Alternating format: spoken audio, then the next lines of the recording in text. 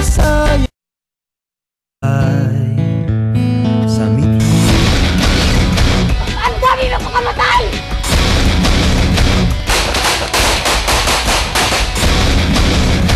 Pasista! Pasista!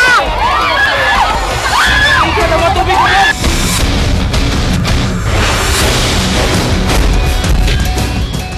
Mga kapamilya, adlong Biyernes, Marso 15, aniya na mga nagbagang balita sa News Patrol. Duha ka mga balay sa buhangin nangasunog.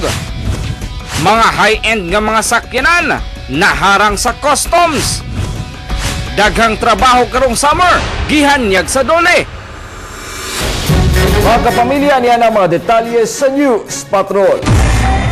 Atol sa Fire Prevention Month, laing duha na sab ka mga balay ang nangaugdaw sa sunog tungod sa napasagdang gitag-ang nga ininit tubig. Ano ang report ni Bona Pamplona?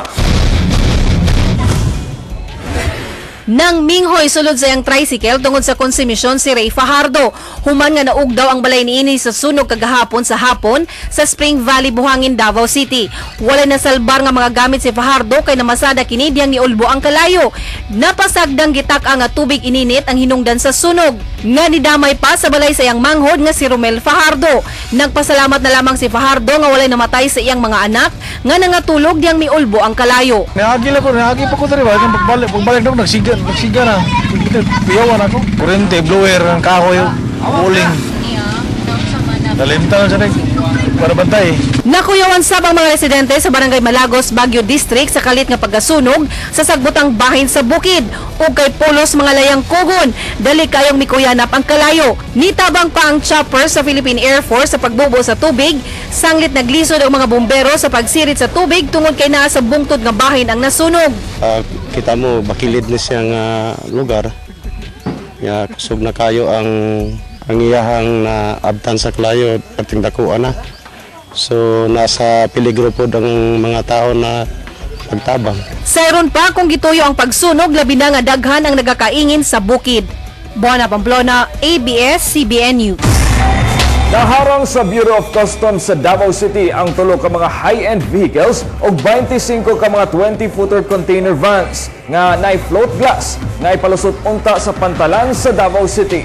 Ano ang report ni Paul Palacio? Gipang-ukban at tubangan kang Bureau of Customs Commissioner Rufy Biason ang nakalaray nga mga container van sa Tifasco Port sa Ilang Tibungko, Davao City. Ug unang nakita ang tulo ka mga high-end vehicle sulod sa 40-footer container van.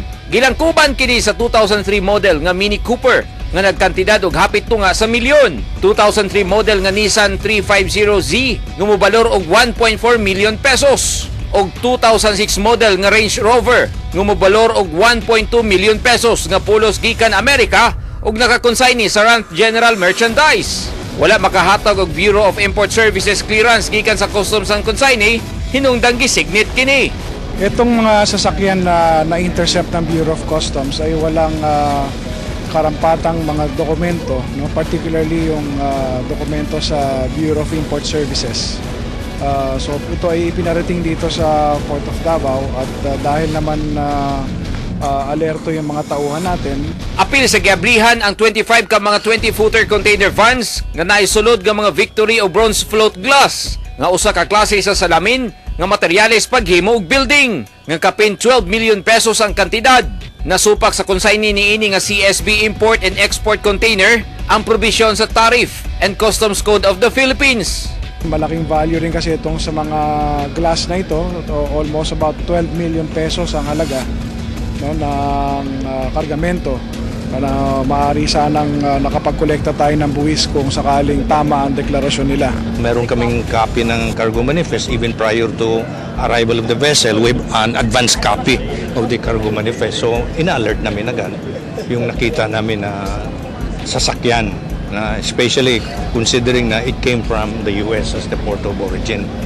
Giklaro sa BOC nga ilang pagkasuhan ang mga consignee sa mga misdeclaration, misclassification ug undervaluation nga high-end ug mga float glass. Ang pagkasignit resulta sa kampanyang Run After the Smugglers, Conrats. Paul Palacio, ABS-CBN News. Aprobado na sa COMELEC ang pagpataas ngadto sa 5 ka adlaw ang liquor ban una mag-eleksyon. Gawa sa panindang barbecue, kusog ang kita sa mga baligyang ilimno ni Richard Rosales. Ginadugok sa matagabi ang iyang pwesto sa SIR Matina, Davao City. Busa, dihang giaprubahan na sa COMELEC Anbank nga patasan ngadto sa 5 ka adlaw ang liquor ban una ang eleksyon. Nagol siya nga momenos ang iyang kita. Bituan yun kay sa mga baligya dream moro among gisaligan. Minus ang mga halin ang kita. Sugod Mayo hangtod Mayo 13, ipatuman ang nationwide liquor ban. Sukwahi sa milabayng eleksyon, nga tagduha ka adlaw lang ang liquor ban. Dakong pintaha kini alang sa COMELEC nga para nila malikayan ang pagkalango sa ilimnon atol sa kampanya ug makunhuran ang mga election-related violence. Mas dugay ang period sa liquor ban, mas maayo para sa buha, dili maayo para sa atong mga businesses, di ba?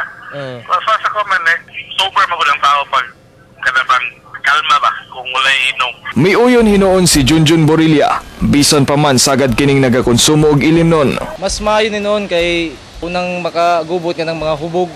Mas maayo limag yun ang buhato nila na liquor ban. Una nang giduso sa MMDA ang 60-day liquor ban dungan sa pagsugod sa election gun ban, pero 5 ka adlaw lang ang gitugot sa COMELEC.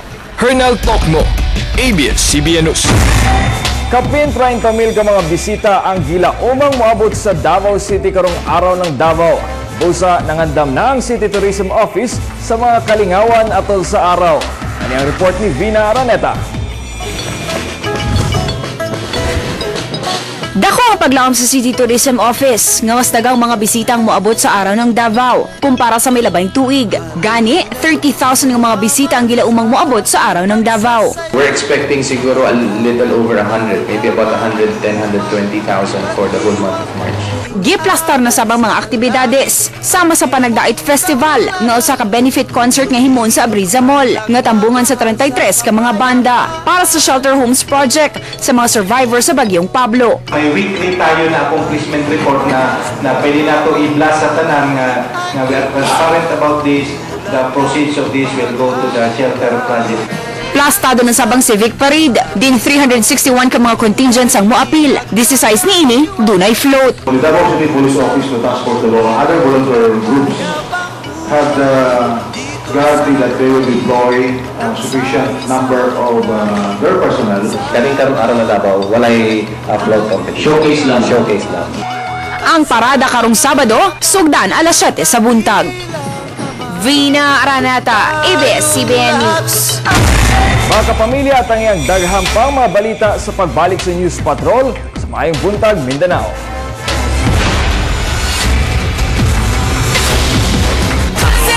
MVP gyud ang buhaton sa itong mga birds karon kay nay additional tricks sa ipakita, sir.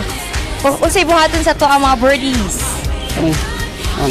Mag-unsa sila, sir? Basketball. Yan. Ako sa pangalan sa to mga birds, Si sir? Romy, umbrella ka to. Si Romy, sa Kasihani, yung sa kabila, yung bispring niya. Finish the game. Asa man ni sila makita ng mga birds? Makita ni sila every Friday, Saturday, and Sunday sa Davao Crocodile Park at 4 p.m. Monica, ang ato ang bird show. Aside sa bird show, napatay laing mga ginapasundayag dito sa Davao Crocodile Park nga pwede atuan sa itong mga kapamilya. Yes, natay latest ngayon yung crocodile feeding natin, saka yung tiger feeding, tiger climbing, ostrich feeding. Saka makikita nila kung paano magalaw yung pinakamalaking buhaya natin na si Pangil doon sa Davao Crocodile Park. As well as meron din tayong tightrope artist na kung saan lalakad siya doon sa tali na sa baba ay napakaraming mga buhaya. Plus, pwede rin nilang ma-encounter live yung mga animals doon sa animal feeding na naman natin. Okay, unsang oras ang mga shows nato dito, So, sir? mag-start yan siya at 4 p.m. At tatapos Daily? Every Friday, Saturday, and Sunday. Hindi lang yan. Meron din tayo doon na spectacular fire show kung saan makikita rin nila ang amazing fire show doon sa Tribo Kamindanawan. Kinsa man ang okay, mga Tribo Kamindanawan ang mag-fire show. Ay, Yes, ma'am. sa invite ato mga kapamilya nga mo bisita sa Davao Crocodile Park karong araw ng Davao. So sa mga kapamilya natin dito sa Davao, welcome po kayo dito sa Davao Crocodile Park at 4 p.m.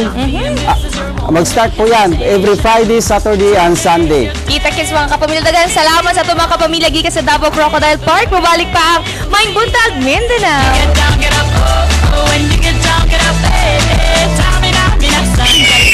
This time for Africa.